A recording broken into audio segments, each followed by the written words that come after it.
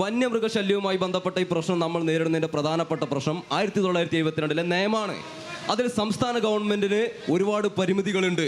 ആ പരിമിതികൾക്കുള്ളിൽ നിന്നുകൊണ്ടാണ് പന്നികളെ വെടിവെക്കുന്നതിന് വേണ്ടി സംസ്ഥാന ഗവൺമെൻറ് പഞ്ചായത്തുകൾക്ക് അധികാരവും ലൈസൻസുള്ള ഗവൺമെന്റ്മാരെ ഉപയോഗിച്ചത് ആ പ്രവൃത്തി നടത്താനുള്ള അനുമതി കേരളത്തിൽ നൽകിയത്.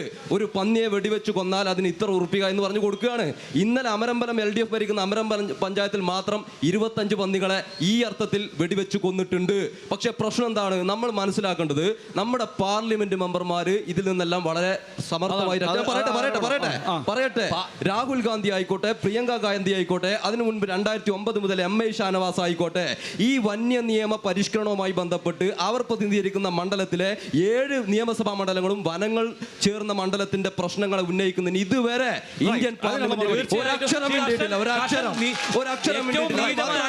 വന്യമൃഗ പ്രതിരോധവുമായി ബന്ധപ്പെട്ട് ഒരു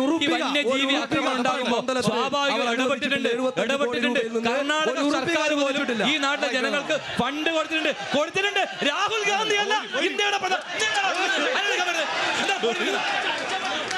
രാഹുൽ ഗാന്ധി അല്ല ഇന്ത്യയുടെ പ്രധാനമന്ത്രി. ആ രാഹുൽ ഗാന്ധി പ്രിയങ്ക ഗാന്ധി മത്സരിക്കുമ്പോ ഈ നാട്ടിലെ ജനങ്ങൾ വലിയ ഭൂരിപക്ഷം ജയിപ്പിക്കുന്നത് അവരുടെ വിഷയം ഇടപെട്ടത് കൊണ്ടാണ്. ഈ ഭൂരിപക്ഷം 75